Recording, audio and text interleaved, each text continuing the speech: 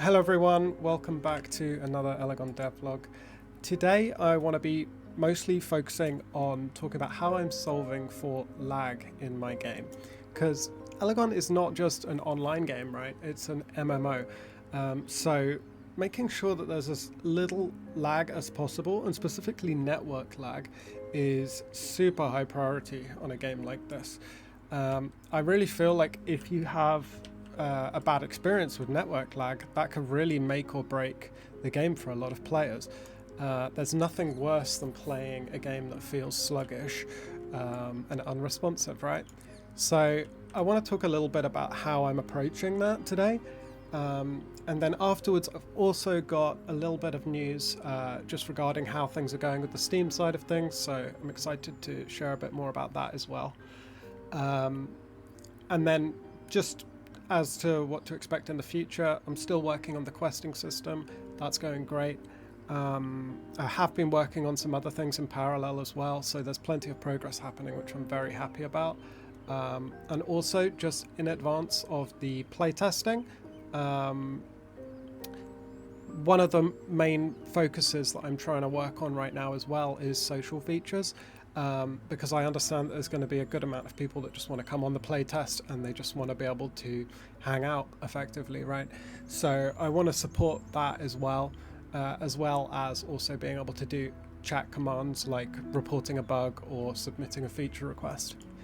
But getting back into this video, if I just get straight into how I'm approaching solving for lag. Basically, my core philosophy is anything that the player, the main character, yourself, touches or interacts with, so whether that's movement or combat or any other sort of event that you can directly trigger, that has to be instant, right? So the way I'm handling that is effectively in your game client, that action will happen immediately. Visually, so you'll see that action happen. So if I move left, that immediately happens, right? And then what's happening is I'm sending that information to the server, and then the server is saying, yeah, that's fine, you were allowed to do that, I'm going to leave that alone. So it's kind of like optimistic updates, right? So a lot of people would already be familiar with this. It's nothing new. It's something that's adopted in a lot of video games and a lot of applications in general. But yeah, anything that you interact with yourself is kind of handled optimistically. So I'm assuming that the action that you're trying to do is valid and it's okay. And 99.9% of the time it will be. And the server won't have to intercept at all, won't have to change anything. Now, this gives us instant feedback on the actions that we're doing. And the only time we get a little bit of jitter or maybe a little bit of rubber banding is if we're trying to do something that the server doesn't want us to do. So let's say we're moving faster than the server thinks that we should be able to move, then the server is going to pull us back, right? So we're optimistically letting the player do the action, but before we propagate it to other players on the network and make it official, the server will validate that action.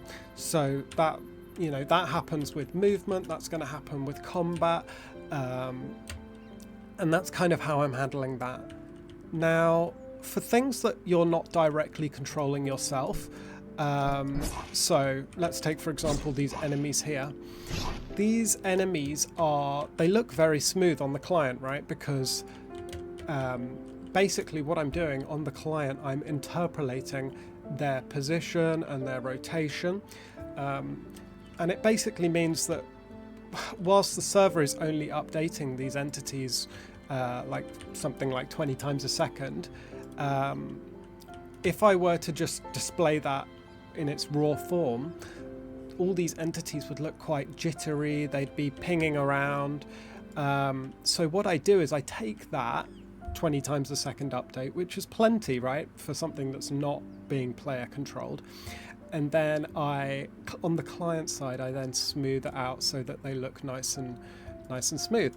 And that works great for entities that aren't being controlled by the player, because you're not going to notice a sort of, you know, a 20th of a second delay on a enemy movement because there's no input from the player, right? So that's how I'm handling that. So anything player controlled is optimistically updated, and anything that's being controlled by the server directly is basically on a slower tick rate on the server side, and then the clients basically fill in the blanks. So it's all quite standard stuff, but it's really important to get this right, especially for a game of the type of scale that I'm trying to build here, because, you know, after all, this isn't just an online game. This is going to be an MMORPG, so it needs to be able to handle a lot of concurrency whilst feeling snappy and responsive. And I know I did get some comments talking about this, how I plan to address this, and I just wanted to make this video to kind of just explain my approach to this, so that, you know, everyone can understand how I'm approaching this. But as I say, if anyone has any suggestions, any questions about what I've spoken about, or just any other comments, then absolutely please leave them in the comment section below. I love reading the comments, and beyond that, if anyone wants to join the Discord, there's plenty of people hanging out in the Discord now, so that's brilliant. And also, thank you so much. I've got to say thank you to our Patreons. We've got quite a few Patreons since the last video, so I just want to take the time to thank you all. And I'm so overwhelmed. I'm just so happy and so grateful for all the support, guys. So thank you, Seaflow, for the epic support over on Patreon. I really appreciate that. I've seen you around Discord, so I really appreciate all the support. And then on top of that, we've got Radioactive Bullfrog, Tomes, Kiru GG, and Eduardo on the rare tier. So thank you to all of you. I really appreciate it so much. It's really nice seeing all the new faces coming into Discord, and, you know, I sort of recognize the faces from YouTube coming into Discord, and then some people on Patreon. It's really nice, and all of the sort of community around this has just been great. I've never known such a positive, enthusiastic online community since before I created this project. Oh, there you go, level 3. And it's so obvious to me how many other people share my vision for this type of game. So yeah, super motivating, and I'm super happy that we're on this journey of building this game. And one last thing before I go, I will say Steam has updated me with the progress of the game, putting it on the store.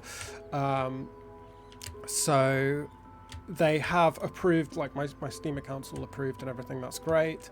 Had to submit all the boring legal documents, and the Steam page is actually under review now, so that will take a couple of days.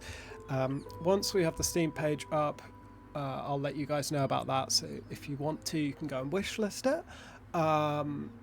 And beyond that, that'll give us a place to start the playtests.